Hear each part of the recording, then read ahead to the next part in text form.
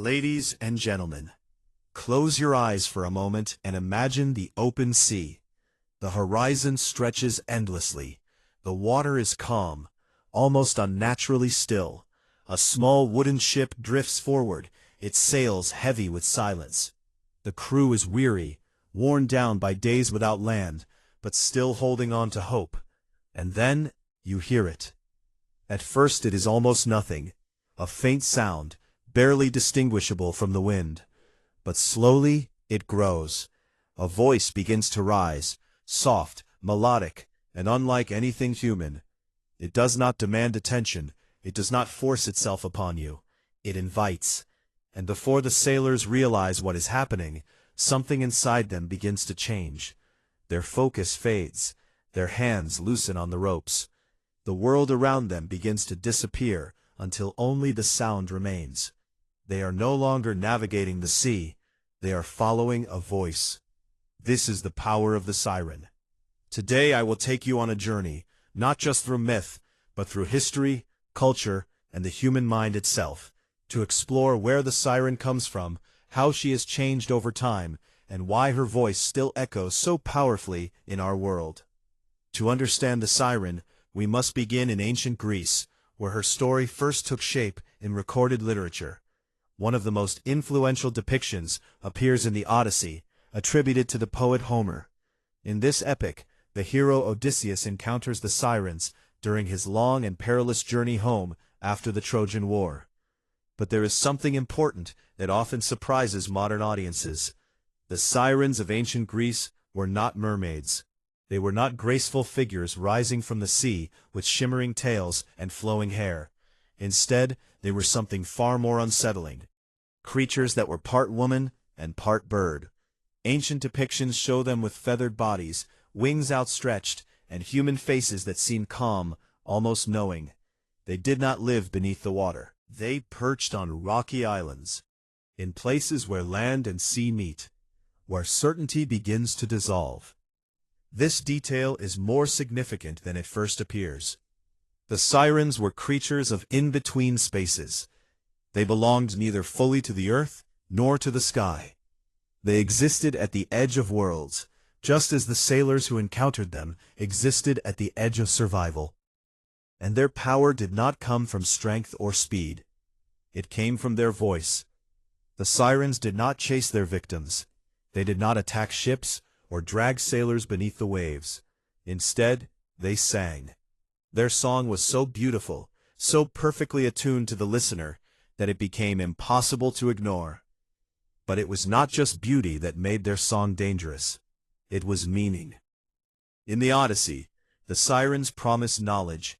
They claim to know everything that has happened in the world. Every story, every truth, every hidden detail. Their voices offer not just music, but understanding. They speak to something deeper than the senses. They speak to desire itself. For Odysseus, this desire is knowledge. For others it might be love, or peace, or the end of suffering. The siren's song adapts. It becomes whatever the listener most longs to hear. And that is what makes it so dangerous. The siren does not force you to act. She makes you want to. The sailors who fall under her spell are not dragged to their deaths against their will. They steer toward it. They choose it, even as it destroys them. Their destruction is not imposed. It is embraced. When Odysseus approaches the Sirens, he understands this. He knows that he cannot rely on willpower alone. So instead of trying to resist temptation, he prepares for it.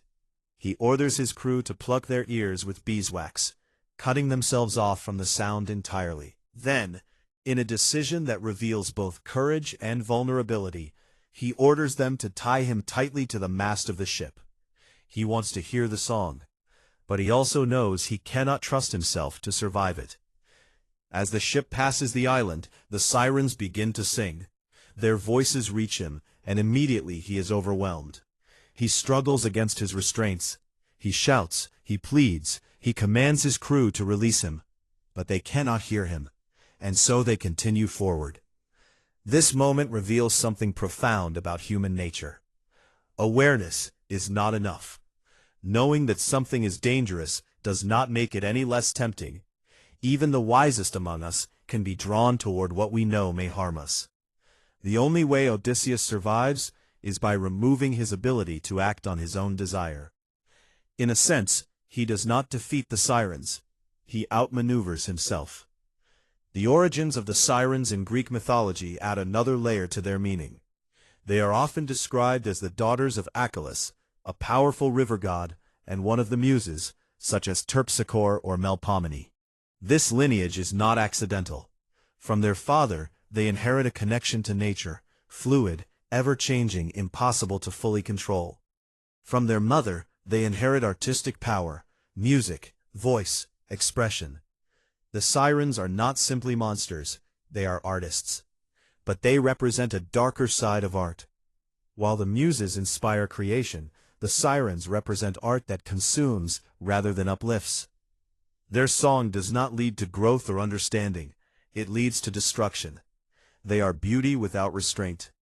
Another version of their origin connects them to Persephone. In this story, they were once companions of Persephone, walking beside her in peaceful fields. When she was taken by Hades into the underworld, they failed to protect her. As a result, they were transformed. Given wings, they became the creatures we recognize as sirens. In some interpretations, this transformation is a punishment. In others, it is a reflection of grief, a physical manifestation of their loss. This version changes how we see them. They were not born monsters. They were made into them. Their song, then, may not only be a weapon, but an expression of something deeper. Longing, regret, or an attempt to reach what has been lost. As time passed, the image of the siren began to change. As Greek mythology spread and blended with other cultures, the siren's form evolved.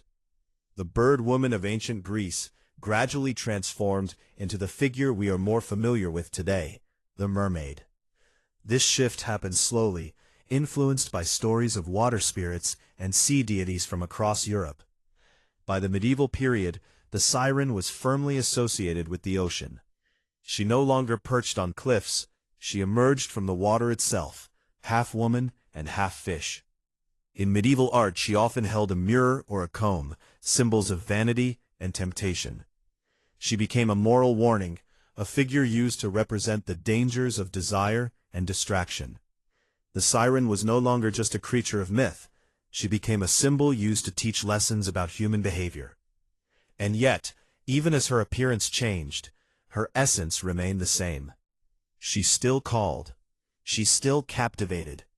She still drew people towards something they could not resist. The reason the siren has endured for so long is that she represents something deeply human. She embodies the tension between reason and desire, between safety and curiosity. She represents the pull toward what feels meaningful, even when it may be dangerous, the promise of knowledge, the illusion of understanding, the desire to escape. In the Odyssey, the sirens do not promise pleasure, they promise truth, and that is what makes them irresistible. The siren is also inseparable from the sea itself. For ancient sailors, the ocean was a place of both opportunity and danger. It offered trade and discovery, but also storms and death. The siren embodies this duality. She is beauty and danger in one form. She is the calm surface and the hidden depths beneath it. She is the unknown, given a voice. In modern interpretations, the siren has taken on psychological meaning. She can be seen as a representation of the unconscious mind, the hidden part of ourselves that holds our deepest desires and fears. Just as the ocean conceals what lies beneath its surface, the human mind contains layers we do not fully understand. The siren's song becomes the voice of those hidden parts, the voice that calls us to look deeper, to step beyond what is safe, to explore what is uncertain. And sometimes, that call is necessary. It drives discovery, creativity, and change. But it can also lead us into danger. Today, the siren continues to evolve.